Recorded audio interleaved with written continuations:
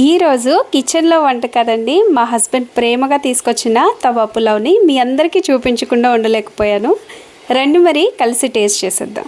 ఇందులో అసలు ఏమేమి వచ్చినాయి అంటే కచంబర్ ఇచ్చారు, అట్లాగే దీనిలోకి పాపడ్ కంపల్సరీ ఇస్తారండి. ఇక్కడ మీరు వెజ్ తీసుకున్నా నాన్ వెజ్ తీసుకున్నా సరే. ఇందులోకి లెమన్ అలాగే ఆనియన్స్ కూడా ఇచ్చారు. మెయిన్ ఇంగ్రీడియంట్ వచ్చేసి ఇందులోకి తవా పులావ్ అనమాట. ఎంత ఫ్లేవర్ఫుల్గా ఉందండి, అసలు చూడటానికి చాలా కలర్ఫుల్గా అమేజింగ్గా ఉంది కదా. ప్రతి ముద్దలో మంచి టేస్ట్ అనేది వచ్చిందండి. మసాలాలు కూడా చాలా బ్యాలెన్స్గా ఉన్నాయి, ఏ ఫ్లేవర్ కూడా ఎక్కువ తక్కువ లేదు, సమానంగా ఉందన్నమాట. ఇలాంటి ఫుడ్ని అప్పుడప్పుడు ట్రై చేస్తే మంచిగా ఎంజాయ్ చేయొచ్చు అనమాట.